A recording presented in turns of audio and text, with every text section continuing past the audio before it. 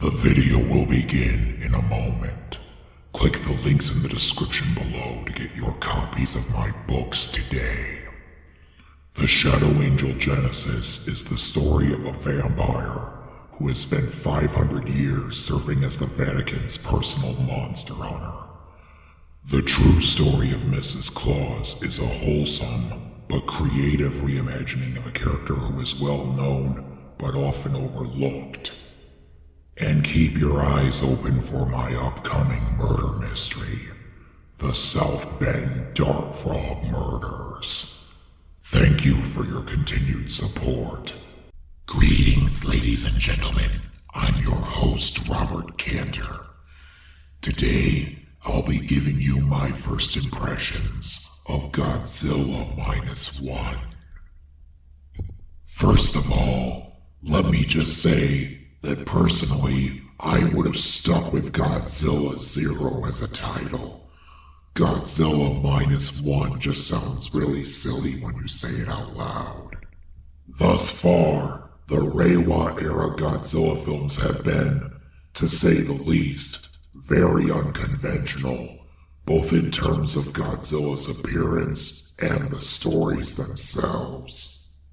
We've had the uniquely contemporary Shin Gojira, the controversial Godzilla Earth anime trilogy, and Godzilla Singular Point, which left both newcomers and longtime fans alike scratching their heads and wondering, what the hell did I just watch? While we're on the subject, if you're only going to make one season, then you shouldn't end it by teasing us with Robo-Godzilla. It's also worth noting that Shin Gojira started the trend of Godzilla having multiple forms, which the creators unabashedly admitted was done for the purpose of creating more merchandise.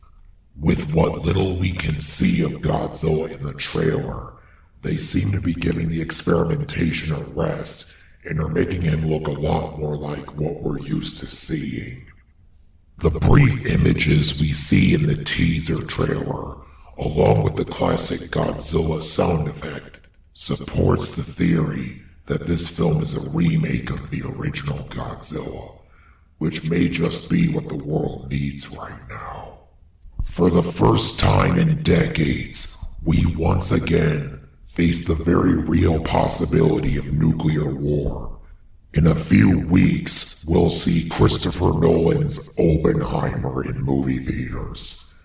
Maybe if Godzilla gets back to his roots, he can help turn back the doomsday clock. That's all I've got to say. Thanks for watching. Don't forget to like, favorite, subscribe, and if you really want to help this channel out, click the links in the description below and buy my books.